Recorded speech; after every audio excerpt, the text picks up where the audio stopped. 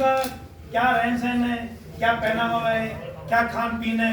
लेकिन अब इस लीग को छोड़ रहे हैं, शादी विवाह भी चेंज कर रहे हैं, पुराने रीति रिवाज में कैसे शादी होते हैं उनको भूलते जा रहे हैं, नए रीति रिवाज अपनाते जा रहे हैं, रिंग सेरेमनी कर रहे हैं, लगन का सिस्टम बदल रहा है, शादी में अभी जैसे भाई साहब ने बताया भोजन का प्रोग्राम वो भी बदलता जा रहा है।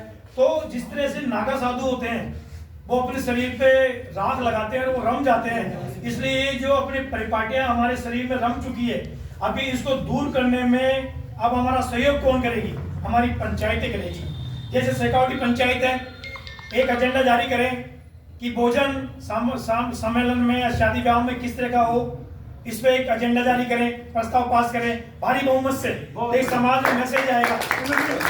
तो मैसेज जाएगा, हो सकता है कि हमारे जो समाज में बैठने वाले हमारे जैसे गणमान्य लोग तो उसमें सुधार होगा और वो काफी हद तक हमारा मैसेज जाएगा। तो इस तरह का होगा। दूसरा, मेहंदी रस्म हुई है, कई तरह की रिंग सेरेमनी हुई है या वेडिंग जो प्री वेडिंग, इन पे हम लोग खुद ही जो पंच पटेल हैं जो बैठे हुए हैं ये कंट्रोल लगा देंगे, तो मैं कहता हूँ 50% आपका मैसेज सही हो जाएगा और 50% ये सारी फालतू बातें बंद हो जाएगी अगर हम ही कंट्रोल लगा देंगे। जैसे मान लीजिए मैं ही हूँ, एक लॉयर हूँ, मेरा बेटा लॉयर है, मुझे कहता है मैं रिंग सेरेमनी करूंगा, प्री वेडिंग करूंगा, तो मुझे कहते हूँ भैया मेरे पास इतना पैसा नहीं है, तो हो सकता है मेरे से बैंड लग जाए। तो हम पहले इस तरह की एक हम कोशिश करें तो आगे भी मैसेज जाएगा। अब रही बात, ये तो शादी ब्याह की फिजूल पर्चियां हैं, हम चाहें तो हम खुद रोक सकते हैं, हमारे हाथ में कंट्रोल है। अब मैं आता हूँ लीगल पॉइंट्स पे।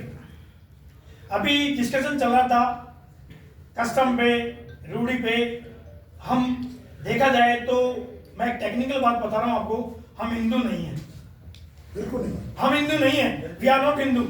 लेकिन क्या है कि मैंने क्या कि नागा साधु ऊपर शरीर पे रहूं, वो धूप लगा लेता है, वो रम जाता है। तो हम क्या पूजा पाठ में, पंडित पुजारियों में इस तरह से रम चुके हैं कि अब हमारा मुहूर्त भी होगा तो पंडित आएगा, हमारी शादी होगी तो पंडित आएगा, फलाना होगा तो पंडित आएगा, हम रम चुके हैं। अगर ये एजेंडा जारी कर दिया जाए कि बाबा साहब ने कहा था कि हम इन लोगों से दूर रहें, पाठ पूजा से दूर रहें, तो हो सकता है हमें सुधार आ जाए। तो ये भी पंचायत को ही करना पड़ेगा, एजेंडा जारी करके, फतवा जारी करके। अब रही बात कॉन्स्टिट्यूशनली, मैं आपको बात बता देता हूँ, प्रॉब्लम आती है। प्रधान जी सही कह रहे थे कि एक एडवोकेट है, डिवोर्स का केस लेता है, हम हिंदू हैं, हमारे न्यायालय में सेक्शन 9 और 13B हिंदू मैरिज विवाह विच्छेद की हमारे कोर्ट में केस कैपेबल नहीं है, 13B भी नहीं है और सेक्शन 9 भी नहीं है। अब ये दोनों केस हम कस्टम के आधार पर, रीति रिवाज के आधार पर हमारी पंचायतें डिसाइड करती है उस केस को। तो प्रधान जी कह रहे हैं कि वकील आता है लेटर पैड में लिखा, it is must be necessary, आपको लेटर पैड में लिखना पड़ेगा जब वहां डिग्री होगी, अन्यथा नहीं होगी। अब क्या करते हैं कुछ लोग से वकील शैतान होते हैं, लेटर पैड बना लेते हैं समाज का, उस पार्टी समझा करके और कुछ अपने दाव पेच करा के करा लेते हैं। लेकिन सही यह है कि समाज का अध्यक्ष और महामंत्री लिखेगा उसपे कि हाँ लड़का और लड़की पक्ष से दोनों आए हैं, दोनों ने हमें एप्लीकेशन दी है, एप्लीकेशन के आधार पर हम इनके तलाक की म्यूचुअल कंसेंट से इनकी तलाक की अनुमति को हम प्रमाणित करते हैं जो सही और सत्य है, फिर वो लेकर कोर्ट में जाता है, फिर तलाक होता है। बिल्कुल बिल्कुल। और अभी मैं बता दूं, मेरी टूंडा पंचायत ने इसी तरह केस करके 7-8 लाख रुपए इकट्ठे कर लिए हैं, चाहे हमारे शाम ये जिंदल साहब भी हैं। तो इस तरह का तो धंधा भी नहीं बनाना अपन को, नॉमिनल चार्ज लेना है, नॉमिनल फीस लेनी है अपन से उनसे कि 1100 रुपए, 2100 रुपए या 2500 रुपए और लेटर पैड को लिख के उनको देना है। ये तो सही है, जायज है। बाकी धंधा नहीं बनाना कि 51,000 ले लिए, 61,000 ले लिए, क्योंकि गरीब तबका भी आता है और पैसे वाले भी आता है। ये तो कॉन्स्टिट्यूशनल बात है। अब दूसरी बात रही, मैं युवक युक्ति परीक्षा सम्मेलन में थोड़ा प्रकाश डालता हूं। अगर कस्टम के मामले में कोई सेटिस्फाई नहीं हुआ तो मैं बता सकता हूं एक लॉयर के नाते, सेक्शन 9 आपके कोर्ट पे लागू नहीं होता है। आप आपस में पंचायत बैठ के उनके घर बसाएंगे या उनका विच्छेद करेंगे, इस सेक्शन 9 के ऊपर आप पंचायतें डिस्कस करेंगी। अब मैं युवक युक्ति परीक्षा सम्मेलन के बारे में बता देता हूँ कि लोग मेहनत कर रहे हैं, घरों घरों में जाते हैं, फॉर्म भरवाते हैं।